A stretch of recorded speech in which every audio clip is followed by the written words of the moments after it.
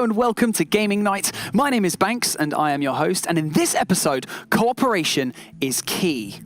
A game that separates itself from the rest in its genre by implementing environmental destruction as a vital tool for defeating your opposing unit.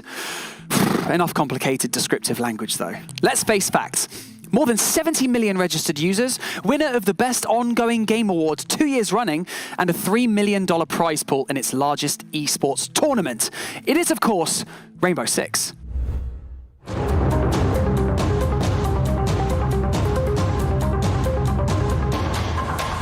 Have you ever heard about Tom Clancy? Who am I kidding? You probably have. But for the uninitiated, we'll be talking about a successful Rainbow Six franchise, and more specifically, Ubisoft's esports success, Siege. 2 big kills for Redeemer 3! Rainbow Six is one of the longest-running FPS titles on the market, and it all started a few decades ago, long before the first Rainbow Six video game was even released. Tom Clancy, an established military and espionage novelist, took his first forays into mainstream entertainment back in 1984, when the American novelist published his first military book, The Hunt for Red October.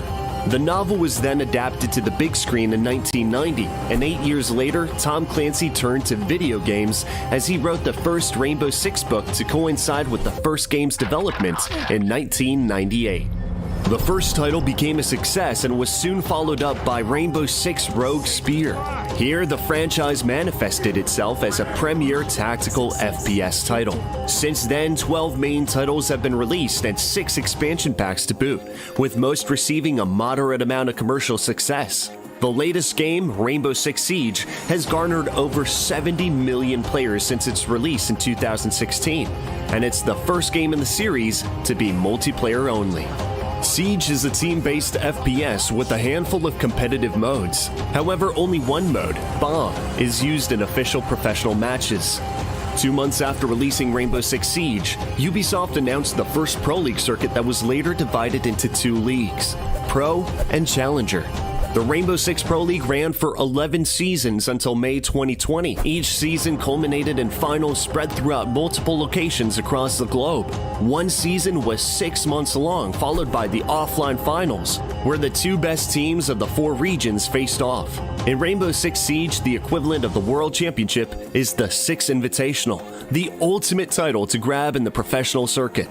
A number of large tournaments have since popped up, also called Majors, where the first of its kind took place in Paris in August 2018, with a prize pool of $350,000, and is still held to this day. But it was the Six Invitational where prizes went even higher. The initial prize pool of the tournament in 2021 was $500,000.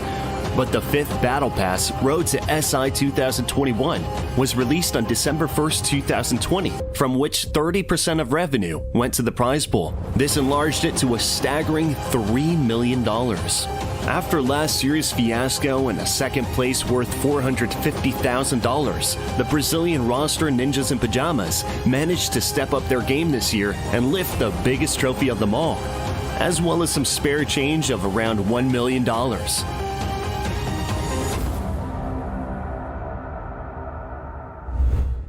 So a typical thing for us to do on Gaming Night is to introduce you to some of the top esports competitors.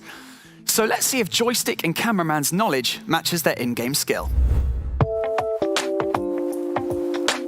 Would you rather make your own official operator and put it into the game, or get unlimited renown and Rainbow Six credit? I think I would get unlimited renown and Rainbow Six credits. I'm not that creative.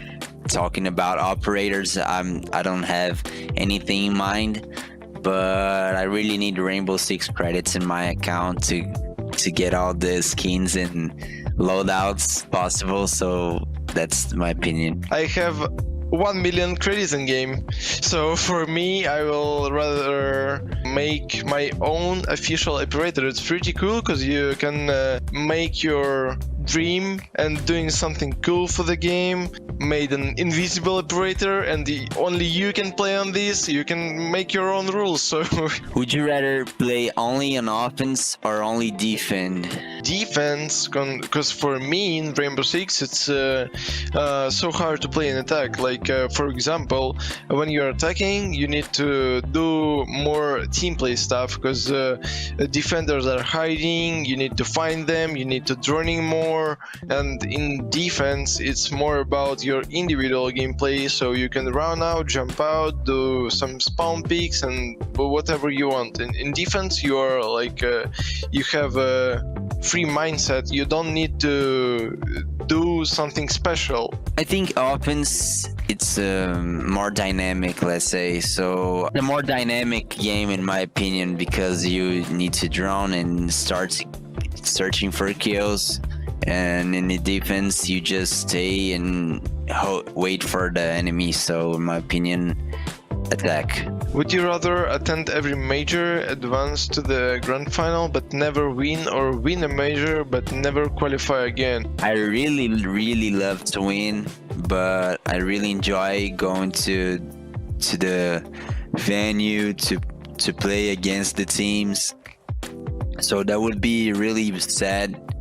Like, if it was the last tournament of my career, I would say the last one. But if I have a lot others coming out, I would choose the first option. I think I will choose first. So you attend to every major, because there is pretty good people at the major. You can talk to them. It's pretty good atmosphere there. And if you go to the every major, for me it's better than going for the one major and win them. Would you rather be able to play every operator but only once, or never again be able to switch your chosen attack and defense operator? Honestly, I'm known as a player that playing only on one or two operators in attack or defense. So for me, it's a pretty easy answer. I will never change my operator.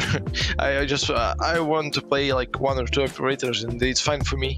To never switch the operator and play the same operator in attack and defense, because I would choose Jackal in attack. He's really strong. And defense, I would play Legion, let's say, because I can have a lot of map control. Would you rather play only on one map but always win, or play all available maps but never win again? It's so hard to answer, because never win again. It's so hard for me, because when you are playing your lovely game, you're just improving and you want to win. So for me, it's first answer. Just play only one map, but winning all the time. First option, indeed. Play the same map but always win. Do you rather make your own kit out of all available gadgets and weapons but never change it again, or get a random kit at the start of every map? I'm choosing the first one, because you can make your own kit, so it can be perfectly balanced and used in every operator like you want. Like, I don't know, flashes, nades, and just think about it and make your operator very useful. So for me, it's first. I would choose the first option. Make your own kit out of all available gadgets and weapons, but never change it again, because I would make a really strong loadout with flashes and a strong gun. Number one, first option. One thing that makes Rainbow Six a unique first-person shooter is the equipment that you have at your disposal. So, if you want to know the perfect time to use your PEST launcher, here's a crash course.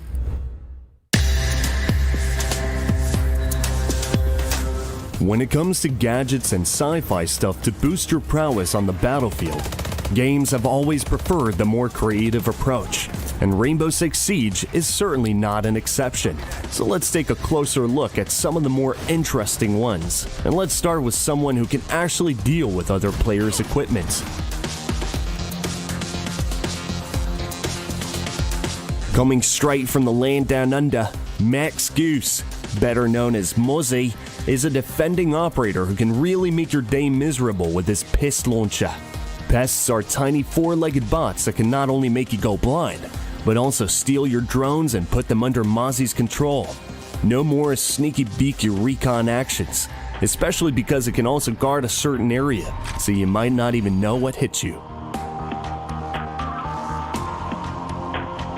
If instead of taking care of the enemy drones, you would, for example, like to deal with their projectiles, then Mario Streicher is the way to go, better known as Jaeger. This defending operator can make any assault go belly up thanks to his ADS, Active Defense System. Placed in the right spots, this little bugger is capable of intercepting most hostile projectiles, making your team's defense a lot less stressful. Just make sure it's well hidden from the opponent's eye, otherwise the hunter might quickly become the hunted.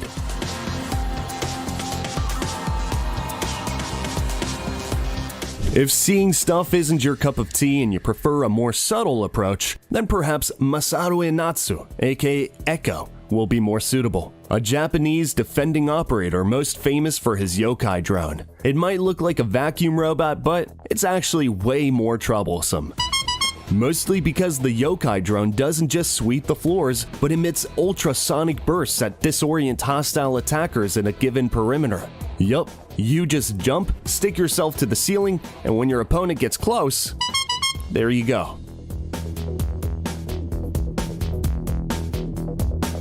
Staying in the world of little remotely controlled assistants, time to zap some competition. All thanks to the RSD Model 1 shock drone used by Emmanuel Pichon, an attacking operator codenamed Twitch. Despite being not the smallest piece of equipment out there, the RSD drone can easily find its way around the map and zap the unguarded defensive mechanisms of the unsuspecting enemy team. And if you feel particularly brave, you can even treat someone with a shocking surprise.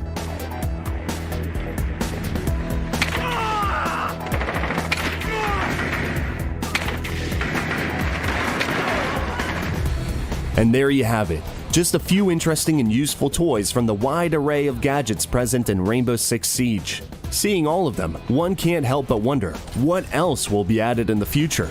And even better, when will some of these devices become reality? Or are they reality? Up next, we've got a fun game that you can also have a go at yourself if you've ever hopped into a game of Fortnite or two.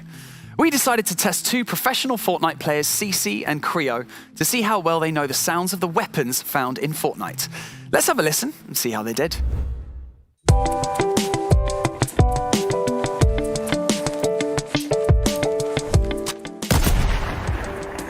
Okay, that sounds like the purple bolty or the gold bolty. I don't know if the colors really matter in this, but that's definitely a bolt action sniper rifle, and it's definitely high in color because you can hear like the gun really clasp back. Isn't that the first sniper? That was like the first sniper in the game, the bolt action sniper, but they changed the sound, I think. So that was the first ever one introduced.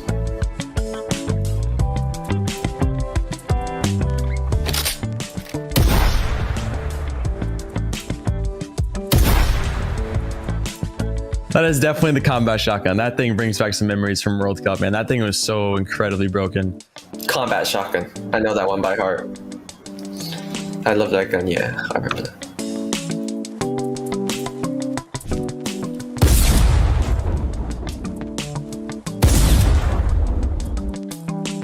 Okay, it had me confused because I thought I was hearing the combat shotgun again, but no. After that second shot, I know it's too heavy of a sound that it's definitely the tac shotgun. I could hear that thing from a mile away, and I would be able to tell.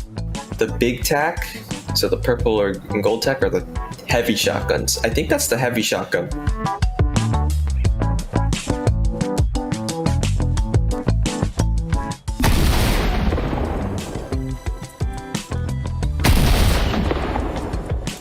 That does sound like the dub, which has been in the game for a couple seasons, I think.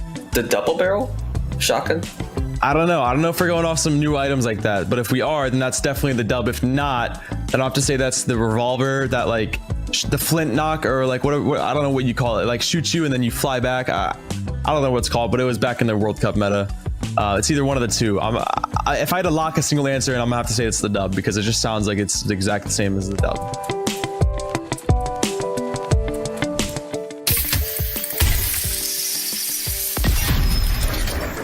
Yeah, that's the charged shotgun. Oh, I hate that thing. I hate that gun. charge shotgun. I think it's very competitive, but that's just the charge shotgun.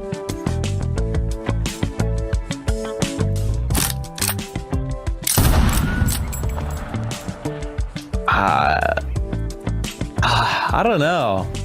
What was that? It had a cockback, so it was reloading a 1-bullet gun. It's not the heavy sniper. I think that's the hunting rifle. I'm gonna have to go with hunting rifle. I can't think of anything else that's a 1-bullet gun like that. It doesn't sound like a hunting rifle, but I'm just gonna have to say maybe it's a high color hunting rifle, like a purple, gold. I don't know.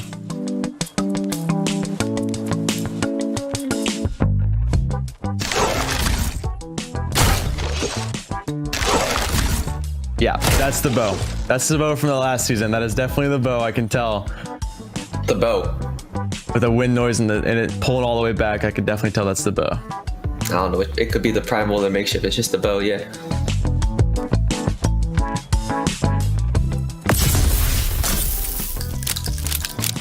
I think that's the dragon breath shotgun. Now I'm confused because now I thought I said the dub, but that sounds like the dub. Okay, wait, that's that. Okay, locking it in. That's the double barrel shotgun from the back, way back in the day. No, that is the dragon's breath shotgun. Dragon's fire? Dragon's breath?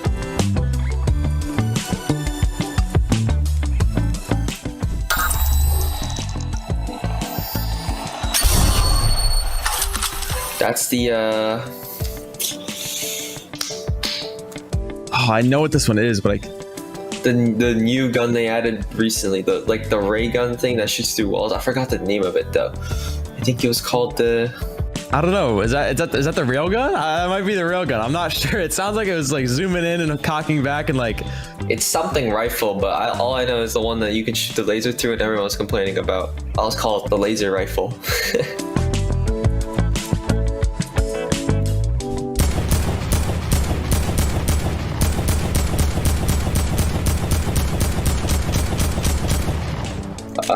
The AK-47. Yeah, that's the AK. They call it the heavy assault rifle in Fortnite, but they usually just call it AK.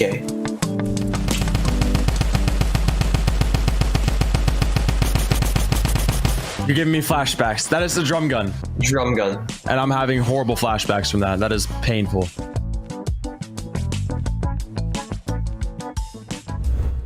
Now, let's meet our next guest. A Counter-Strike veteran, winner of a major tournament, and he even achieved an 87-round win streak with Ninjas in Pajamas. Ladies and gentlemen, please welcome Get Right. Get Right, how are you doing?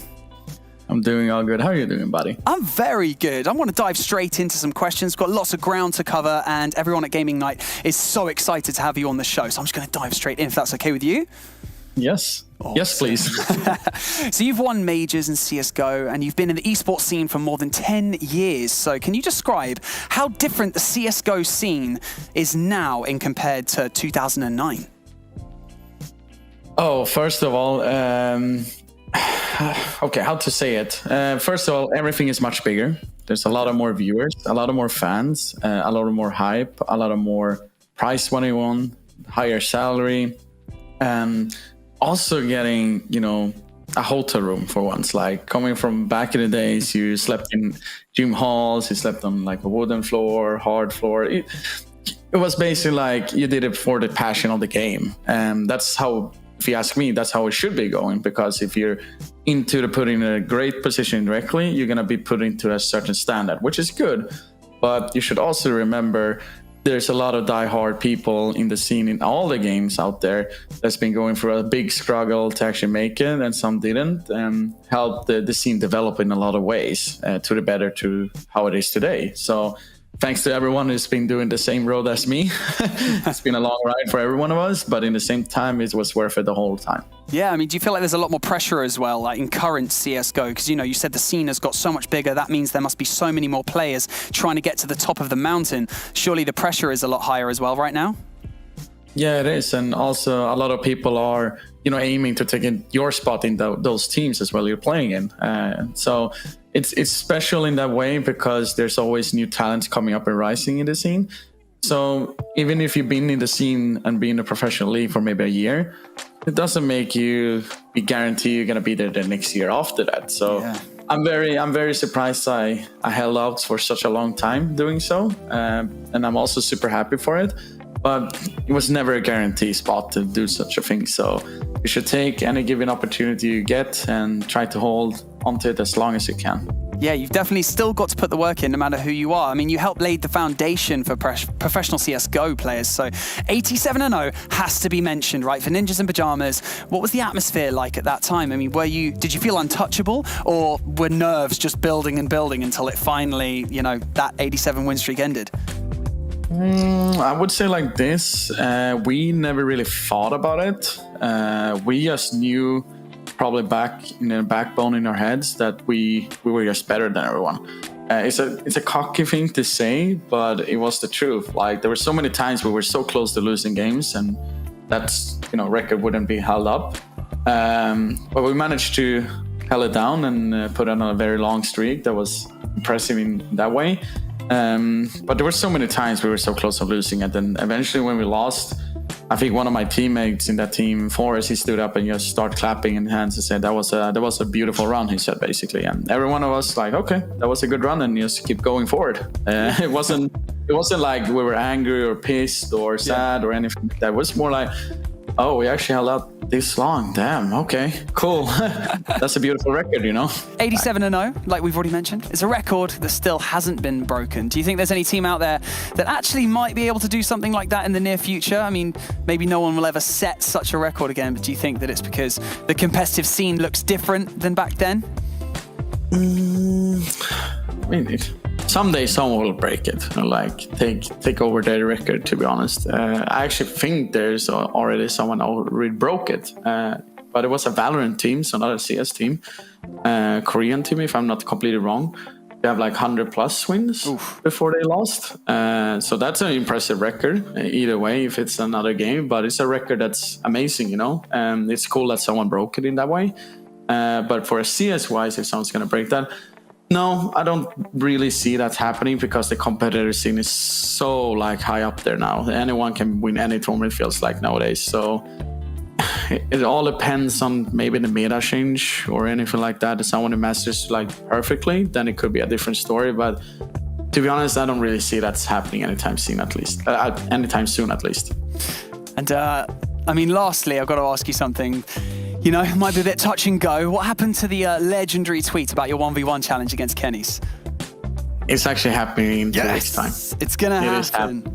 Yes, we already talked about it. We're doing a lot of cool things with it. We're also going to have casts for it. So we build up something pretty cool for anyone who's going to be watching it. Exactly. Everyone's going to be watching it. Make sure you tune in. You heard it here first, okay? So now it's time to find out if he is able to handle our quiz. Let's check how much you remember from your CSGO career back in the day. Get right. Are you ready? Let's go. I feel the nerves. Tension is palpable right now. Okay, I'm going to kick things off. I'll do the first one. What was the first offline tournament that you won? Was it Rendezvous 24, ESWC Sweden 2007, or the Intel Extreme Masters 2? The first offline tournament, I mean, it's A, 100% A. It is 100% A. We are 1 for 1 so far. Okay, get right. You do the second one. You can kick us off by reading it. Okay. How many majors did you attend? A, 15, B, 12, C, 10.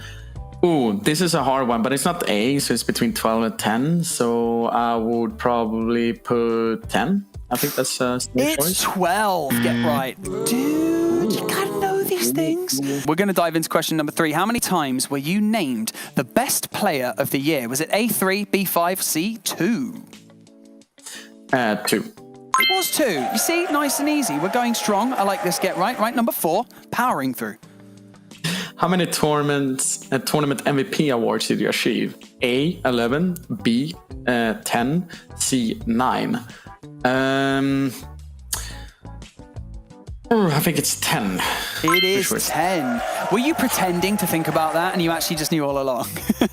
No, I know that I had a discussion a couple of years ago with Forrest about it, and he had it wrong, and I also had it wrong. So I'm pretty sure it like if I was thinking about it, it was not below the double digits. So I was actually just making like the safe bet. It's the same with the majors one before. Nice, go with the safe bet. That's cool. Okay, which CS:GO tournament did you first win with Ninjas in Pajamas? Was it A, 4 Players Liga, B, Steel Series Go, or C, DreamHack Valencia 2012? Steel Series Go, B. How many major grand finals did you attend or precipitate? Or Yeah. Yeah. A, 6, B, 7, C, 5. And I would say 5. It was 5. You know, I'm just going with you now. I don't know if I trust the answers in front of me. So I'm going to go on with the next one. Which other Swedish player said that he would never want to play against you? Was it A, Forest, B, JW, or C, Exist? A, Forest. It was Forest. Yeah, see, I had to check then. I was like, I need to check here. I'm double checking. Right, you go with the next one. Okay, what was your first professional Counter-Strike team? A, Fnatic, B, Big Rip, C, Meteor Makers. And I would say Big Rip. It was B Grip. See, you know your career extremely well. It's good. Even though it spanned across 10 years, this is extremely impressive stuff. I mean, I think people at home won't appreciate it. They're just asking him questions about his life. I'm like, these are hard. I can't remember 3 years back. I can't remember what life was like before COVID. Well, I'm also a nerd, so that could be thing. Right, question number 9 for me. Okay, what was the last map of the ESL 1 Cologne 2014 Grand Final? Was it Mirage, Train, or Inferno? And I'll answer this a little bit longer because, just to have a little fun. Mirage was our permaban, so that would never happen. And we know that Fnatic didn't want to play Train against us, so it's C, Inferno. Ooh, I like the calculated picking apart of that question. And yes, of course, it is Inferno. Can you close things out with the final question, please? Get right.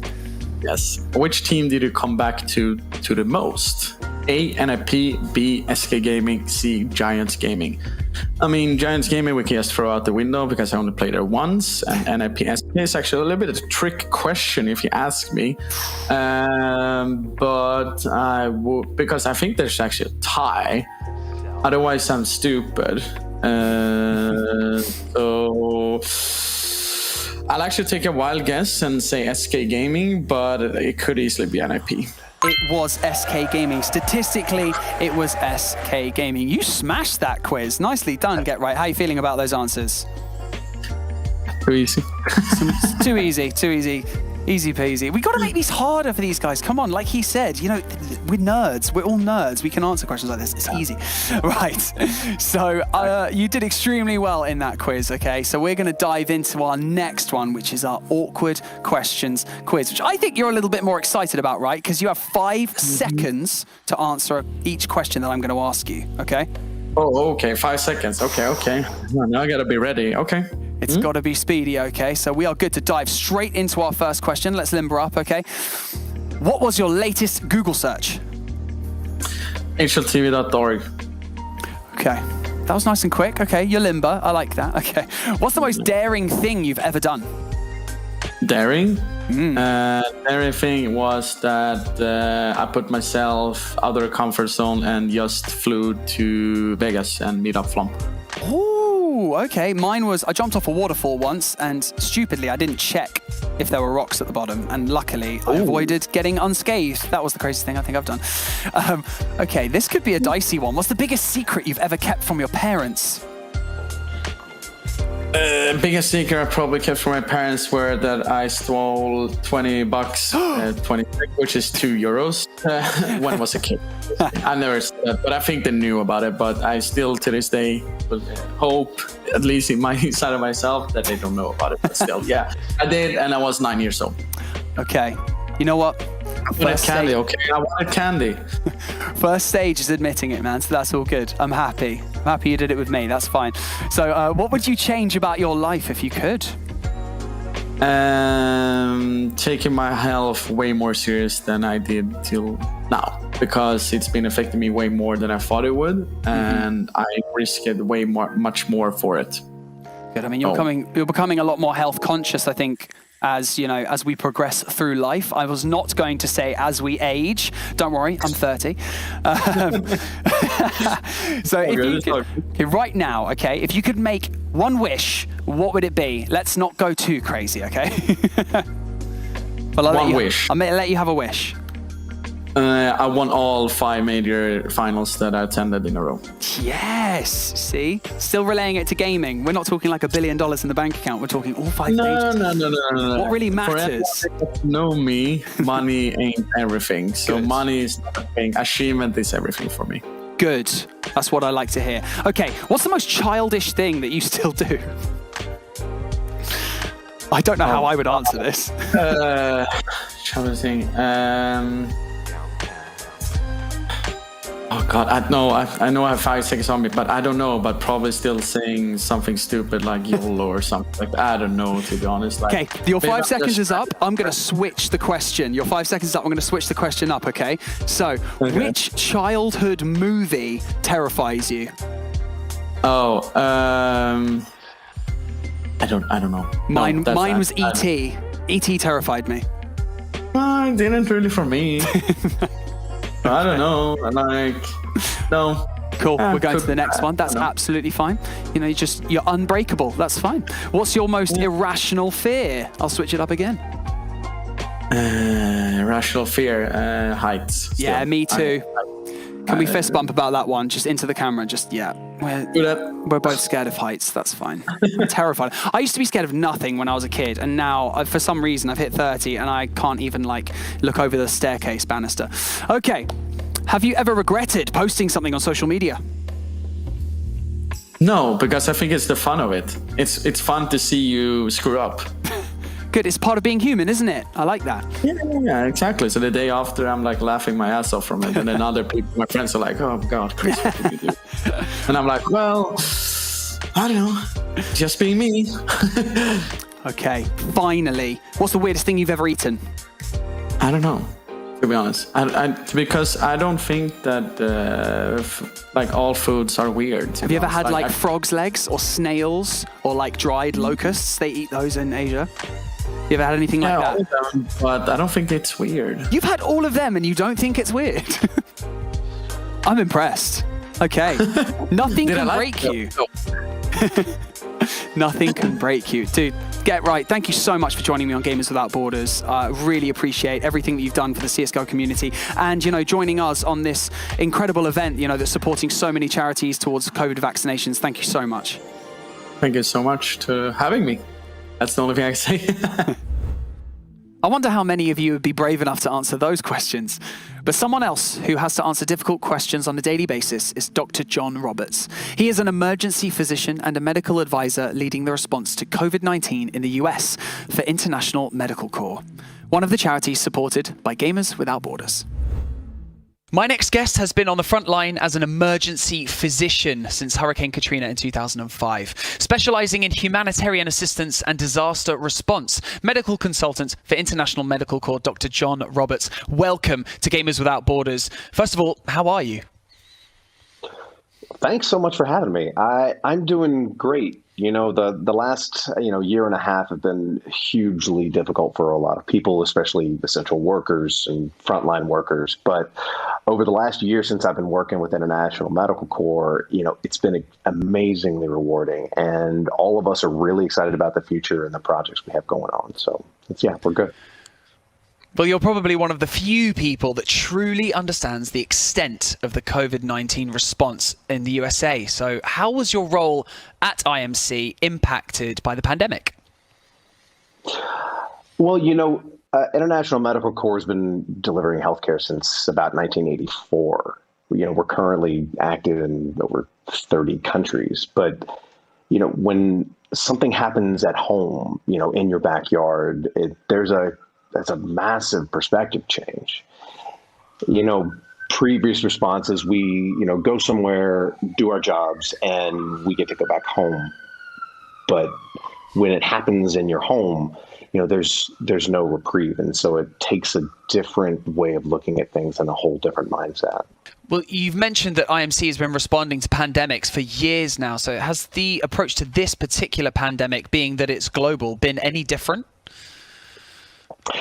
You know, it's absolutely 100%. You know, it's not just the numbers of people; it's also the wide span of different types of people from all over the world. You know, every country in the world has been affected by this, and so we have 30 country missions right now, but we've had to significantly increase our ability to go everywhere, to every corner on the planet, and really try and get to the people that are vulnerable and find out what they need and try to help them out with that. Well, like you've already mentioned, IMC has been a key preventer of outbreaks and pandemics for numerous years. So you're extremely vital. Your resources are extremely vital, especially in times like these. So you're doing your part. What can we do to help at Gamers Without Borders? Our viewers, our players, people like myself, what can we do? You know, two things really. The first thing is educate yourself on the vaccines and on this virus. There's so much misinformation out there, from that it was started by 4G, 5G to Bill Gates created it. Like, really understand the origins of this virus from reputable sources, and also educate yourself on the vaccines. Some of our most important work is getting the vaccines into people's arms. So learn about these vaccines, talk to your friends about it, have those hard discussions, and really understand what the most important thing and the most valuable thing for you and your family is, and have those discussions and with your friends and the people that you love. And then most importantly, for us at least, is we cannot do this without the support of our donors. It is vitally important that we are able to continue to do the work that we're doing. So internationalmedicalcorps.org is our website. There is a big, huge donate button right up at the top. Give whatever you're comfortable giving, and whatever you give will make a difference, I promise you. Educate yourselves, spread the word on social media, and donate as well. Thank you so much for joining me on Gamers Without Borders, Dr. John. Honestly, you have such a vital job. You must be so busy. I really appreciate you taking the time to sit down and have a chat with me. And best of luck at IMC for the remainder of 2021. Thank you so much. It's been a pleasure. Well, that's all for today. I hope you enjoyed it, and see you next week. My name is Banks, and remember, no one left behind.